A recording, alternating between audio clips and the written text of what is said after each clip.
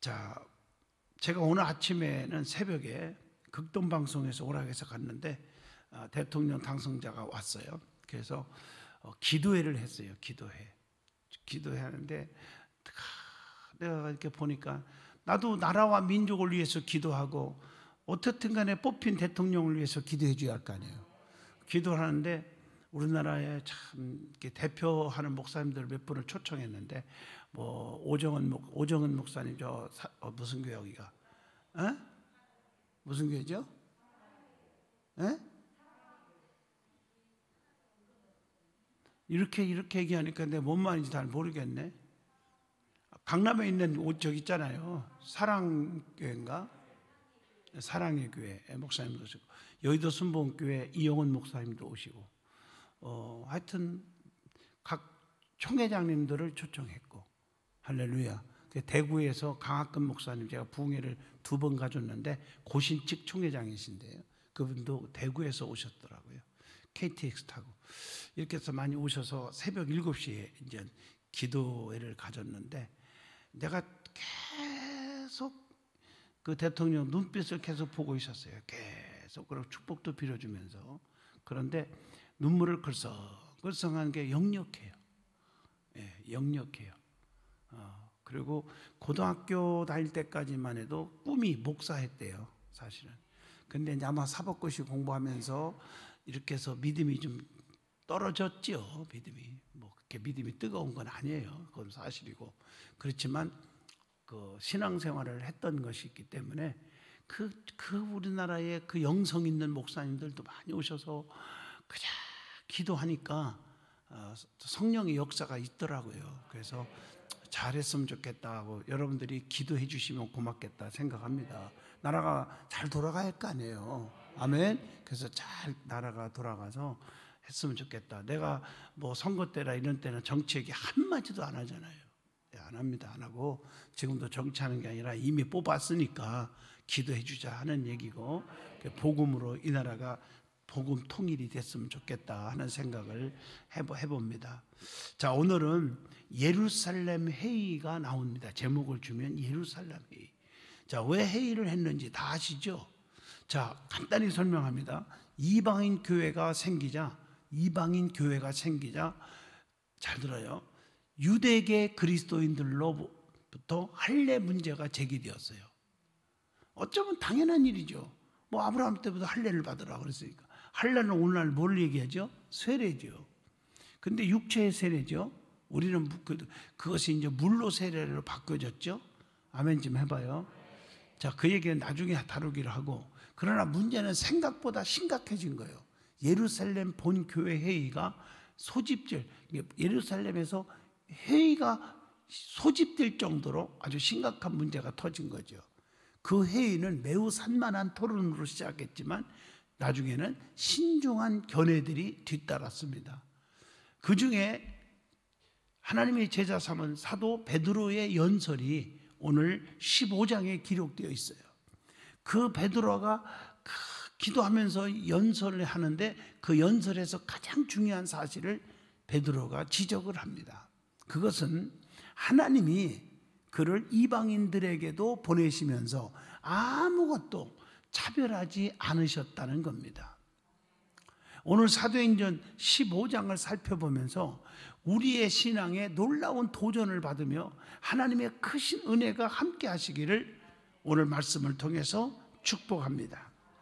그러면 오늘 이 15장 내용 서론을 내가 얘기했고 구체적으로 1절로 11절까지는 어떤 내용이냐면 구원은 주 예수 그리스도의 은혜임을 우리가 알아야 되는 겁니다.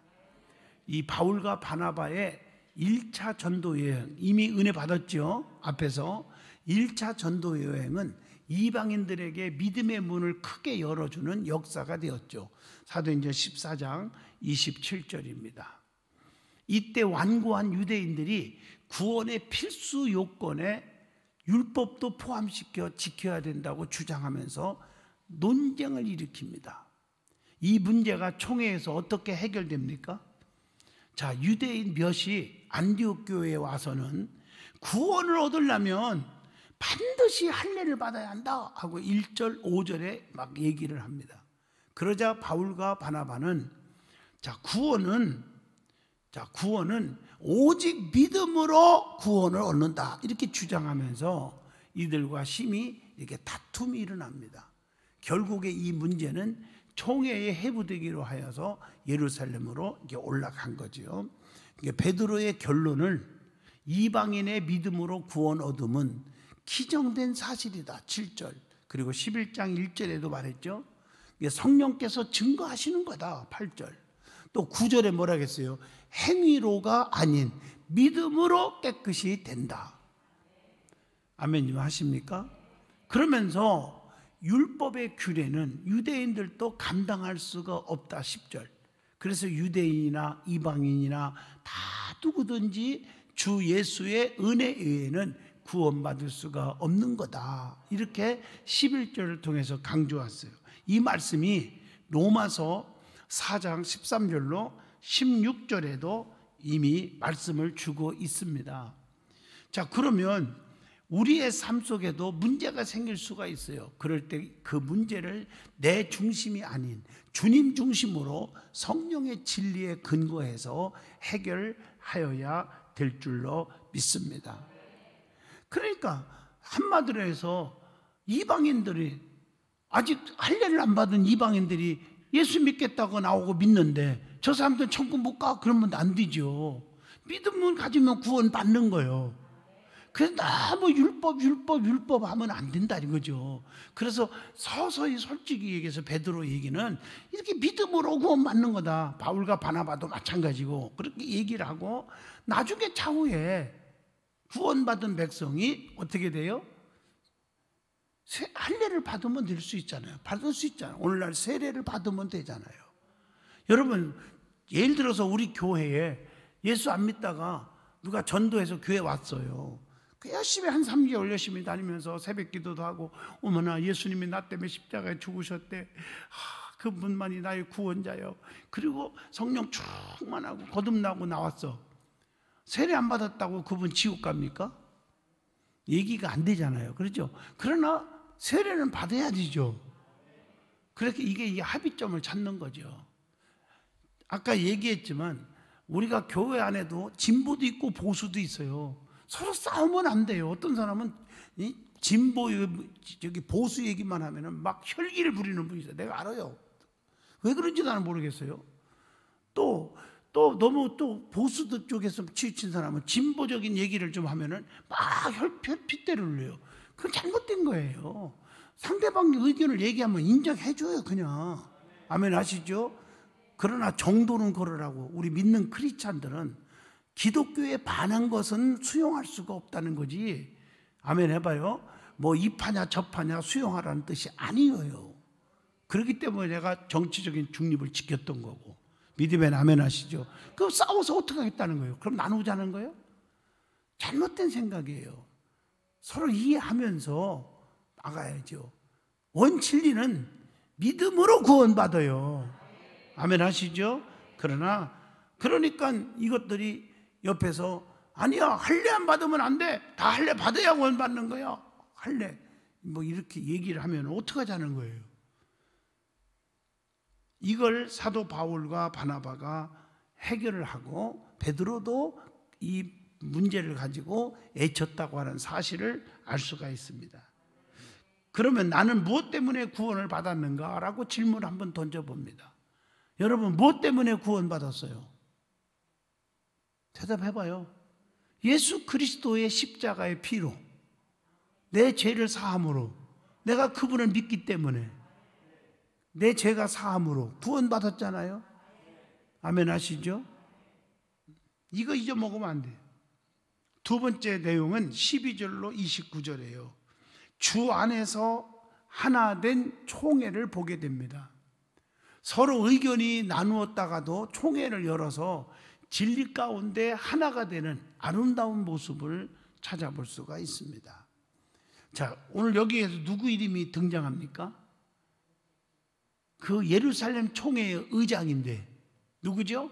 야고보가 예루살렘 총회의 의장인 것 같아요. 오늘 말씀을 보면 그는 베드로의 의견과 바울과 바나바의 이방인 교회 보고를 들은 후에 종합적인 의견을 말하고 있어요. 야고보가. 그게 세 가지인데 첫째가 뭘까요? 이미 하나님께서 이방인을 하나님이 취하셨다. 그러니까 이방인들은 다 버린 게 아니라 이방인도 구원받을 수 있는 길을 열어준 거죠. 아멘 하시죠? 두 번째, 성경에도 이방인 구원을 가르쳐 주었다. 세 번째는 문제되는 몇 가지 외에는 요구하지 말라고 결론 지었다는 겁니다. 할렐루야. 아까 얘기한 것처럼 서로 네가 모르냐 내가 모르냐, 이건 해야 된다 안 해야 된다, 뭐 할례를 꼭 받아야 된다, 뭐 그렇지 않아도 된다 하고 논쟁하지 말라는 거예요. 야고보는 성경을 배경으로 한 영적 지도력과 또 동역자의 의견을 존중하는 인격을 가지고서 이 문제를 해결했다는 사실을 우리가 본문을 통해서 찾아보게 됩니다. 그리고 사도들과 장로들과 온 교회는 사사로운 자기 생각에 매여 있지 않았다는 겁니다. 그들은 매우 완고한 성격을 가진 자들이었지만 진리 앞에서는 자기 생각을 꺾고 어떻게 했어요? 순종할 줄 아는 자들이었단 말이에요. 자기 생각을 꺾을 줄 알아야 돼요. 여러분, 왜 자꾸 사람들끼리 이렇게 인간관계에서 깨지고 싸우고 멀어지고 막 이런 이유가 뭔지 아세요? 그 친구들이 자꾸 안 생기고. 왜 그럴까요? 자기 주장이 너무 강한 사람들은 사람이 안 따라요. 제가 언젠가 항상 설교하면서 얘기하잖아요. 내 마음이 100%안 드는 사람이 있어요. 교회 안에도요. 저 사람 왜 저러나? 그래도 내가 겉으로 표현한 적 한 번도 없어요. 한 번도 그 사람에게 불친절하거나 인상 쓴 적이 없어요. 오히려 저한테 좀 대드는 건 아니지만 불평을 해도 저는 웃으면서 다 수용해요. 대줘요. 그게 복음적인 사람이에요. 아멘 하십니까? 그래야 돼요. 내 마음에 안 든다고 배제하고 욕하고 미워하고, 예? 그러면 어떻게, 그 크리스찬의 모습이 아니라는 거죠. 여러분, 성도들이 진짜 안 되는 사람들이 있어요. 교회 안에도. 그게 안 되는 사람. 자기 주장만 내세우고 자기 주장에 따르는 사람만 친해지는 거예요. 절대 아닙니다, 이거요. 깨달았습니까? 모든 걸 수용하라. 어떤 권사님이 저보고 그러대요. 목사님 말씀이 이렇게 생각해 볼수록 목사님 말씀이 맞다고. 뭐냐 그러니까 내가 항상 강조한 게 뭐예요? 진정한 리더자는, 지도자는 원수를 자기 편 만들어라. 그러려니까 혈기 부리지 말고 고집 부리지 말고 내 마음에 안 들 때 욱 하면은 평생 그 사람 내 편 못 만듭니다. 믿으면 아멘 하시죠? 그러면 안 돼요. 자기 감정을 너무 내세우지 마세요. 자, 그들은 편지를 써서 보낼 뿐만 아니라 신빙성을 갖기 위해서 적당한 인물을 선정합니다. 그게 누굽니까? 유다와 실라입니다. 아셨죠? 유다와 실라를 파송하는 지혜를 가졌다는 겁니다. 자, 편지를 통해서 뭘 하겠습니까? 읽어오신 분, 우리가 들은 이 복음은 서로 다른 환경과 서로 다른 배경에서 살아온 우리를 그리스도 안에서 어떻게 되게 하는 거다? 하나가 되게 하는 것이다. 아멘 하세요. 멋있잖아요. 그러니까 사도 바울이 왜 훌륭한 지도자고 사도 중에 사도냐면 나는 가난하게도 처할 줄 알고 부함에도 처할 줄 알고. 아멘 하시죠. 유대인에게나 헬라 사람에게나 다 내가 그들의 사도다. 더군다나 이방인의 사도라고 부른다. 깨달으면 아멘 하시죠. 누구든지 나를 따를 수 있도록. 그래야 복음이 먹힐 거 아니에요. 맞죠? 교회 안에서 내가 예를 들어서 설교할 때 왜 이렇게 나쁜 짓 하냐, 나쁜 짓 하냐 이놈들아. 에? 왜 이렇게 성질이 못됐니? 왜 이렇게 남을 미워하냐? 왜 쑥덕거리냐? 그러면서 이 못된 것들 전부 진짜 이런 것들이 사람이냐? 내가 이렇게 설교하면요, 교회 안에도 그런 사람이 있거든요. 진짜 못된 사람들이. 그 다음부터 교회 안 나올 거예요. 이해하시겠어요? 잘못된 것은 도둑질하면 안 됩니다, 이렇게 하면 안 됩니다 라고는 설교를 할 수 있지만 왜 이렇게 그런 나쁜 놈이냐 하고 그들을 정죄해버리면 복음을 받아들일 수가 없잖아요. 그러니까 교회는 누구든지 나오라는 거예요. 누구든지 예수를 믿으면 구원받는다. 깨달으면 아멘 하시죠. 그러니까 교회 안에 별의별 사람이 다 모이는 거 아니에요? 그 사람들 다 우리가 품을 수 있어야 돼요. 너는 내 성격하고 달라, 내 사고방식하고 달라, 내 사상하고 달라, 내 정치력이 달라. 그런다고 해서 서로 미워하고 막 증오하고 그러면 안 된다 이거죠. 그건 지도자의 자격이 없어요. 장기적으로 보면 성공할 확률도 없는 사람이에요. 깨달으면 아멘 하시죠. 우리가 품으면서 정말 설득할 수 있는 건 설득하고 이렇게 해가지고 그들을 변화시켜 주는 것이 우리의 도리라고 저는 믿습니다. 마찬가지예요. 하나가 됨에 있단 말이에요. 하나가 됨에. 우리는 복음 안에 하나가 되었습니다. 그래서 성경에 이런 말씀이 있죠. 내가 새 계명을 너희에게 주노니 서로 사랑하라. 믿어지면 아멘 하시죠. 그 사랑이 그냥 이루어집니까? 사랑은 베드로전서 4장 8절에 모든 허다한 죄를 덮느니라. 믿어집니까? 이게 사랑이잖아. 덮어야 되는데 아멘은 잘하는데 덮어집니까? 안 덮어요. 사람들은 그 입이 근질근질해서 가만히 있지를 못해요. 조금만 허물 보이고 자기 마음에 안 들으면 여기서 쑥덕 저기서 쑥덕거리면서 아주 그냥 쑥대밭을 만드는 분들이 있어요. 그래서 제가 항상 이런 생각하지 말라고 가르친 이유는 교회 안에서 이런 걸 변화받아야 가정에서도 쑥덕거리지 않아서 가정의 화합을 이루어요. 자녀들끼리도 마찬가지고. 자식들이 많이 둔 부모들 보세요. 자식 하나가 아주 못된 데서도 다른 자식이 일러도 이놈아 다른 형제들한테 말하지 마라. 이래야지. 야 그럴 수 있다냐. 네 형한테 다 얘기해. 네 누나들한테 다 얘기해봐라. 까불려라. 이런 부모들이 돼봐요. 그게 부모입니까? 그건 아니잖아요. 아멘. 다 품을 수 있어야 돼요. 서로가. 이게 중요합니다. 우리는 복음 안에 하나가 되었습니다. 우리는 예수 그리스도로 말미암아 하나가 되었다는 거예요. 이 진리는 변하지 않을 거란 말이에요. 불변이란 말이에요. 자, 그렇다면 질문 하나를 던져봅니다. 나는 신앙 공동체 안에서, 우리가 신앙 공동체잖아요. 안에서 하나를 추구하고 있느냐 하는 질문을 던져보고 있습니다. 여러분 하나가 되는데 정말 힘썼습니까? 아니면 내 마음에 드는 사람끼리만 우리가 같이 교제하고 그리고 신앙생활 하고 있었는지 한번 반성을 해봐야 합니다. 자, 세 번째입니다. 30절로 마지막 41절까지입니다. 교회를 굳게 세우는 사도들의 이야기가 기록되어 있죠. 자, 예루살렘 교회에서는 복음의 진리를 수고하는 내용의 편지와 함께 유다와 실라를 안디옥에 파견했어요. 맞죠? 누구요? 유다와 실라. 여기에서는 편지를 가지고 이방 교회에 간 주의 종들이, 자 보세요. 아까 얘기했지만 할례 문제로 비롯 그 미혹된 신자들을 벌써 수습하는 사건이 소개되고 있잖아요. 예루살렘 교회의 편지를 들고 온 유다와 실라는 무리들을 모아서 그들이 기다리던 소식을 전해주죠. 30절, 31절.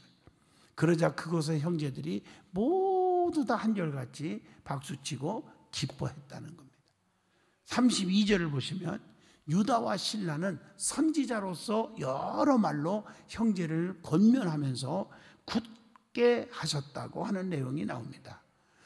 자, 그러면 여러분 주의 종들은요 어디를 가든지 그곳에 있는 연약한 형제들을 위로하고 권면하고 굳게 세우는 일을 해야 합니다. 이것이 하나님께서 우리에게 주신 사명이죠. 이 거룩한 사명으로 하나님의 공동체를 든든히 세워나가는 주의 종들, 성도들이 되시기를 주의 이름으로 축복합니다. 그렇다면 질문 하나 또 던집니다. 나에게 주신 하나님의 거룩한 사명이 무엇이냐라고 질문을 던져줍니다. 나도 여러분 하나 되게 하는 일에 힘쓰고 있었느냐? 두 번째, 복음의 역사가 일어나도록 애절하고 간절한 그런 사명 가지고 복음을 전하는 사람이 되었는가 하는 생각을 해봅니다. 믿지 않는 자들에게 복음 전하는 일을 해야 돼요. 저도 아침에 새벽이니까 뭐 차 안 가지고 택시를 불렀어요. 그 택시가 왔어요. 그 택시를 타고 이제 극동방송으로 가는데 이게 얘기하다 보니까 뭐 이런 얘기 저런 얘기 하면서 복음을 전하고 그랬어요. 그런데 이제 딱 타려고 하는데 바깥에 나오니까 아침에 영하 1도 정도나 1도 정도 됐나 봐요. 굉장히 춥더라고요. 여러분 입고 나가니까 어우 추워요. 그런데 차가 한 5분이면 온다고 그렇게 했더라고요. 아시죠? 티맥 카카오 택시 뜨잖아요. 방에 들어갔다 나오면 그분이 또 어떻게 할까? 시간이 되나 안 되나. 그러다가 그냥 차가 왔어. 5분 후에 와서 잠깐 교회 들어갑시다. 그래서 딱 20초만 좀 기다려주세요. 내가 조끼 하나 입고 올게요. 그러자고. 그래서 딱 조끼 딱 입고 나오는데 15초밖에 안 걸렸어요. 진짜 여기서요. 그리고 이제 다시 출발해 가요. 15초요. 기다려줄 수도 있죠. 서울까지 가는데. 그렇잖아요? 그런데 그 택시는 일산에 사는 분인데 택시는 서울 택시가 온 거예요. 그러니까 이제 출근하러 서울 쪽으로 가는 거예요. 택시 이제 운전하러. 여러분 알다시피 택시를 부르면 티맥 택시 하면은 내리기만 하면 되잖아요. 자동 결제가 되잖아요. 이미 카드 번호를 입력시켰잖아요. 그래서 자동 결제 되는데 그냥 내리면 되는데 안녕히 가시라고 그러는데 제가 5,000원을 더 주고 내렸어요. 왜요? 아까 15초 정도 들어갔다 스탠바이 했잖아요. 그래서 그거 드리는 거예요. 내가 목사인지 알잖아요. 그 자체가 복음이에요. 이 생활 삶의 복음이라고요. 무슨 말인지 아세요? 내가 여유가 많아서 5,000원을 준 게 아니고 그 5,000원 그 하나가 그분의 마음에 얼마나 감동되겠어요. 그분이 일산 사니까 입만 열으면 요 교회 가려면 저 든든한 교회 가라. 그러지 않겠어요? 이게 삶의 복음이라고요. 그렇잖아요? 그런데 만약에 택시 운전하시는 분이 그냥 가야죠. 뭐 들렸다가요. 스탠바이 하면 나 어떻게 벌어먹고 살아야 하는데 만약에 막 그런 식으로 해서 봐요. 그러면 내가 또 승질내면서 아니 그럴 수도 있죠. 서울까지 가는데 그리고 돈도 안 주고 내렸어 봐요. 어떤 분이 택시를 딱 잡아서 탔어. 어디 가요? 든든한 교회 갑시다. 우리 교인 탔어. 그러면 그분이 뭐라 그랬어요? 그 교회는 가지 마요. 그 목사가요? 아유 혈기 충만, 고집 충만, 인색 충만. 그럴 거 아니겠어요? 그렇게 하진 않겠지만 예를 든다면 굉장히 중요한 얘기예요. 이게 삶의 전도가 돼야 돼요. 내가 하나가 조금 내가 5,000원짜리 호떡 서너 개 덜 먹고 말이에요. 맞잖아요? 떡볶이 한 그릇 안 먹고. 좋잖아요. 사랑하는 성도 여러분, 그분을 무시해서가 아니라 그 조금에도 이렇게 서비스를 했을 때 얼마나 기쁘고, 그리고 운전하면서 그 돈 아무것도 아닌 것 같아도 야 오늘 기분 좋은 날이다. 저 스타트가 그분이 새벽에 일어나서 처음 온 거예요. 저 스타트가 좋다. 얼마나 행복하고 기쁘겠어요. 남을 기쁘게 해주는 거. 우리 얼마나 하나님이 나를 기뻐하겠어요. 야 너 잘했다 그랬지. 너 잘못했다 그랬겠어요? 깨달으면 아멘 하시죠. 할렐루야. 사랑하는 성도 여러분, 우리 믿음의 사람은 서로 하나 되고 오직 복음의 역사가 일어나는 일에 최선을 다하고 신경을 써야 되지 않겠나. 서로 분쟁이 있을 때 야 자식아 너나 그럼 할례 받고 너끼리 믿어 이렇게 하지 않았다는 거지. 사도들이 잘 해결했잖아요. 할렐루야.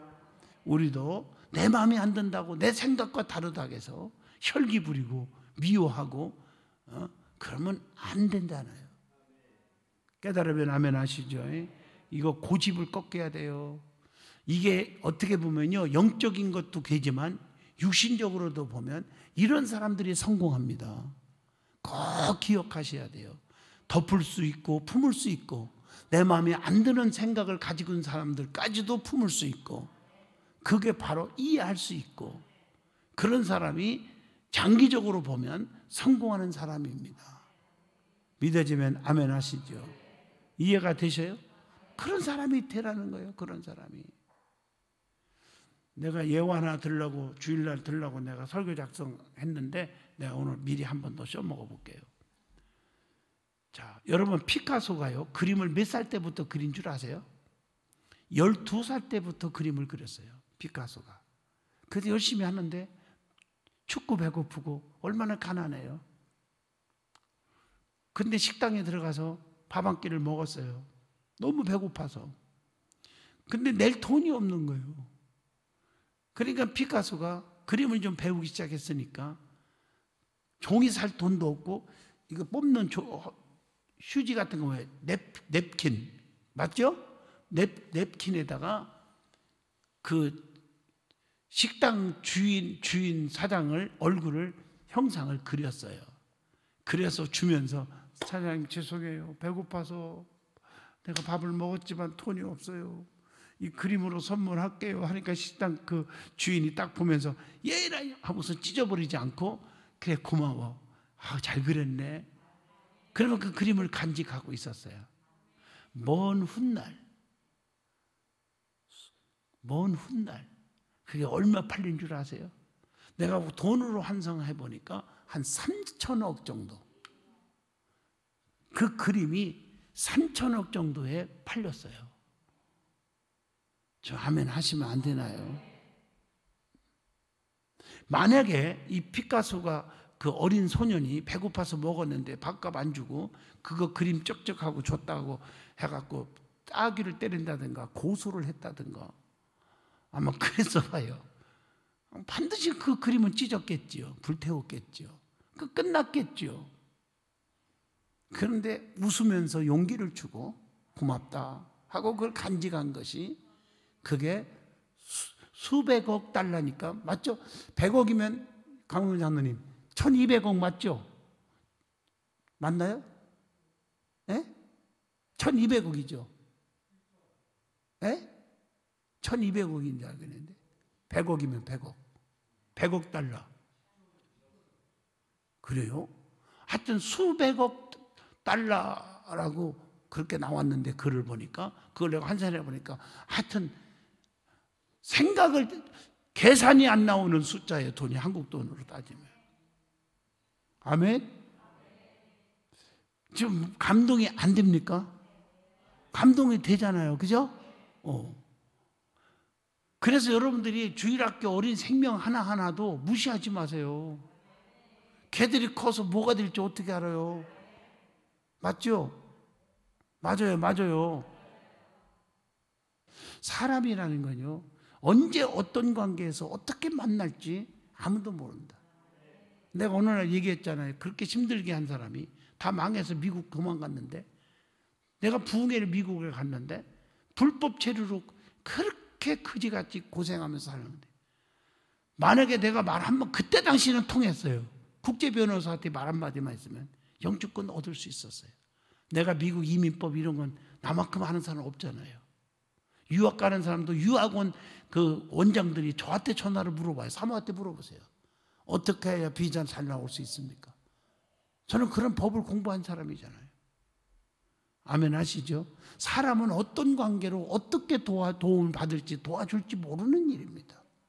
할렐루야. 그래서 우리는 좋은 관계를 맺고 사는 게, 그게 축복인 줄로 믿습니다. 나 아니면 내 자식 아니면 내 손자들까지 어떻게 연결될지 누가 알겠습니까? 할렐루야. 중요한 얘기 아닙니까? 그래서 우리는 오늘 사도행전 15장을 통해서 하나 되는 일에 힘쓰는 그런 성도가 됩시다. 서로 양보하고 이해하고 품고 덮을 수 있는, 내 마음이 안 든다고 혈기 부리고 미워하고 또 멀리하는 그런 사람이 되지 말자고 하는 오늘 이 교훈을 여기서 받습니다. 할렐루야. 결론적으로 말합니다. 구원을 얻는데 할례를 받아야 하느냐 말아야 하느냐 하는 문제로 이방의 그리스도인에게 보내는 사도단의 공식 문서는 적당히 토론한 후에 내려진 것이 아니라 충분히 토론이 있은 후에 문서화되었다는 사실을 결론으로 이 말씀에 마무리를 짓니다. 그들이 결론을 내릴 때에 누가 함께 해줬어요? 그들의 마음을 움직일 수 있도록 성령께서 함께 해주십니다. 교리적인 문제가 발생했을 때는 여럿이 모여서 하나님의 종들과 의논하여 성령의 이끌림 받아 해결하여야 하는 것입니다. 기도합니다. 거룩하신 하나님, 우리가 하나님의 힘쓰는 자가 되게 하시고 항상 우리가 애모를 보고 판단하고 서로가 불협화음을 일으키지 않는 성도들이 되게 하여 주옵소서. 예수님 이름으로 기도합니다.